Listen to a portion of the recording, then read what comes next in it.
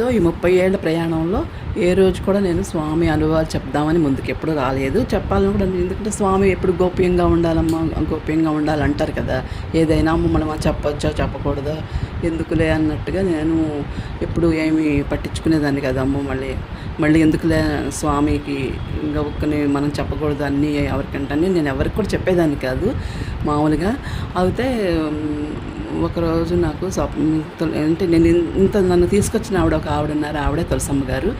ఆవిడ స్వప్న దర్శనం ఇచ్చారు. ఇచ్చి అమ్మ స్వామి గురించి ఆ రోజుల్లో మేము ఏదో చెప్పాలి, స్వామిని ఎంతో తీసుకెళ్ళాలంటే వద్దమ్మా అలా చెప్పకూడదు, అలాగా అన్నీ చేయకూడదు, అన్నీ బయటికి రాకూడదు అలా అంటుండే మనసులో అనిపించేది, అయ్యో ఇంత స్వామి ఇంత చేసిన స్వామిని మనం ఏం ఎవరికి చెప్పలేకపోతున్నామే ఏంటి అనేసి చాలా బాధగా ఉండేది ఆమెకి.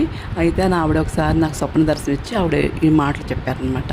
ఇలాగా స్వామి గురించి మనం ఇలాగా చెప్పాలమ్మా అని. ఒకసారి గొలగముడిలో ఇలా సత్సంగాలు పెట్టినట్టుగా అట్లా కూడా చూపించారు. అప్పుడు పట్టించుకోలేదు. ఒకసారి ఏదోలే మన భ్రమేమో అన్నట్టుగా నేను పట్టించుకోలేదు.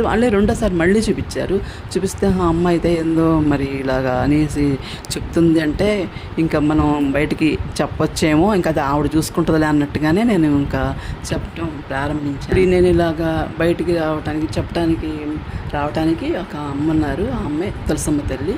ఆవిడ అనారోగ్యంతో బాధపడుతూ ఉండేవాళ్ళంట. ఆవిడ క్యాన్సర్ అయితే బాధపడుతూ ఉంటే ఎక్కడ హాస్పిటల్స్ కానీ అన్నీ తిరిగితే ఎక్కడా కూడా ఆవిడకి ఏమి గుణం కనపడలేదు. సరే ఇంకా అయిపోయింది కదా అనుకున్నాక సరే ఎవరో చెప్పారంట, గొలగముడిలో స్వామి ఉన్నారు, అక్కడ తీసుకెళ్ళండి, ఒకసారి చూడొచ్చు కదా, ఇన్ని అవకాశాలు మీరు అన్నీ చూశారు, ఒక్క అవకాశం స్వామి దగ్గర తీసుకెళ్ళండి అంటే అది తీసుకొచ్చారంట. అప్పుడు స్వామి అమ్మని చూడంగానే అమ్మ మనకి 7 తరాల నుంచి అన్నం పెట్టింది అనేసి స్వామి అన్నారంట. సరే అమ్మని అలాగా కూర్చోబెట్టి ఆయన ఏదో చేశారు. చేయగానే అమ్మకి నయమైపోగానే ఇంకా అప్పుడు అమ్మ ఆ రోజు భోజనం చేసి శుభ్రంగా ఇంటికి వెళ్ళాక అప్పుడు అమ్మ కనిపించిందంట. ఇవన్నీ ఇంత మనం ఉండి ఏం సుఖపడింది లేదు, ఏం చేసింది లేదు, ఇక ఆయన దగ్గరికి వెళదామని అమ్మ స్వామి దగ్గర చేరిన తర్వాత ఇంకా వచ్చేవాళ్ళకి పోయేవాళ్ళకి వచ్చి పెడుతూ అమ్మ వండి పెడతాం. కానీ లేకపోతే ఇంకా ఎవరన్నా స్వామి దగ్గరికి వచ్చినా కూడా అమ్మమ్మ స్వామి అంటే మామూలు విషయం అనుకున్నారు, ఏంటి దూరంగా ఉండండి అని దగ్గరికి కూడా ఎవరిని రానిచ్చేది కాదంట. అసలు స్వామి అంటే ఆయన భగవంతుడు, దూరంగా ఉండండి అని అవన్నీ రానిచ్చేది కాదంట. అయితే ఇంకా అమ్మకి ఒక కోరిక ఉండేదన్నమాట.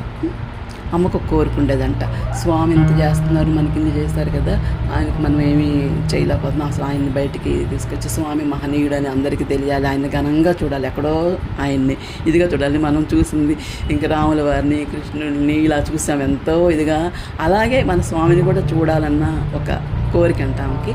అనేదంటే స్వామి ఒప్పుకునేవాళ్ళు కాదంట. అమ్మ వద్దమ్మా అంత ఇది వద్దు, అట్లా ఏమి వద్దు, నా గురించి అట్లాగేం చేయొద్దు, నువ్వు మామూలుగా ఎప్పుడులాగే సేవ చేసుకో చాలు అలా చెప్పేవాడు. అంటే చెప్పగానే ఇంకా అమ్మ అబ్బి ఏంటి స్వామి ఇలా చెప్తున్నారు అనుకుంటూ ఉందంట. తర్వాత స్వామి సమాధి అయిన 6 నెలలకి నేను కూడా సమాధి అవుతానని అమ్మ ముందే చెప్పారంట. అలాగే 6 నెలల తర్వాత ఆవిడ సమాధి చెందిన తర్వాత ఇంకా మనం ఇంక ఈ స్వామి రూట్లోకి రాగానే అమ్మ నాకు చాలాసార్లు స్వప్న దర్శనం అలాగా ఇచ్చి ఒకసారి నాకు ఒక 4 సంవత్సరాల క్రితం స్వప్న దర్శనం ఇచ్చారు. ఇచ్చి అప్పుడు ఇస్తూ ఉండేవాళ్ళు కాదు, అప్పుడు ఎప్పుడు నాకు ఇలా చెప్పలేదు. 4 సంవత్సరాల క్రితం మాత్రం స్వామి గురించి బాగా ఇది అప్పట్లో నేను ఇలాగ చెప్పాలనుకున్నానమ్మ స్వామికి అంతా అని. ఆయన అసలు ఎప్పుడు చెప్పనిచ్చేవాళ్ళు కాదు, కాకపోతే ఇలా బయట పెట్టాలి అన్నట్టుగా అమ్మ చాలా సందేశం ఇచ్చేవాళ్ళు. ఇస్తూ ఉంటే ఏమో నిజంగా ఏదో నా భ్రమేమో ఏంటో అని నేను అంత పట్టించుకునేదాన్ని కాదు. పట్టించుకున్న తర్వాత మటుకు అమ్మ ఇంకోసారి అలాగే చెప్తూ ఉండేవాళ్ళు. కొద్దిసేపు నేను ధ్యానంలో కూర్చున్నా కూడా ఇంకా ఆవిడ మాటలే నాకు ఇంకా అలా వినిపిస్తూ ఉండేది. సో అమ్మ ఇలాగమ్మ అలాగమ్మ అనుకుంటూ.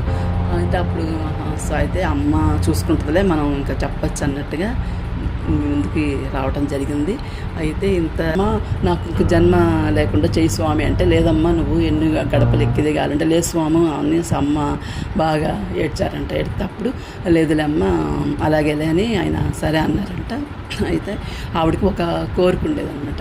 ఏంటి, నాకు ఈ మోక్షాలు ఇవన్నీ అసలు నాకేం తెలియదు స్వామి, అట్లా కాదు, నిన్ను ఎవరైతే పూజిస్తూ ఎవరైతే మంచి ఇదిగా చేస్తుంటారో వాళ్ళందరిని చూసి నేను ఆనందించాలి. ఇంక ఎప్పుడు నేను నీతో ఉంటాను కాబట్టి నేను విశ్వంలో అలా తిరుగుతున్న గాలిలోనో లేకపోతే శ్వాస ద్వారా నేను ఎలాగైనా సరే అందరు ఎవరేం చేస్తున్నారు అన్నట్టుగా ఇంకా ఆ రూపాలలో నేను సూక్ష్మ రూపంలో అలా నేను చూస్తూ ఆనందిస్తూ ఉండాలి. నేను ఇంకా ఎన్నాళ్ళు అయినా సరే ఇంక ఇలాగే ఇంత చేసిన అమ్మకి ఒక నమస్కారం పెట్టినామని పొగిడిన అసలు ఇష్టం ఉండదు, అది తెలుసు. కాకపోతే ఇంక ఇప్పుడు తప్పట్లేదు. అమ్మకి మటుకు ఇంత అవకాశం ఇచ్చిన అమ్మకి శిరస్సు వంచి పాదాభివందనం.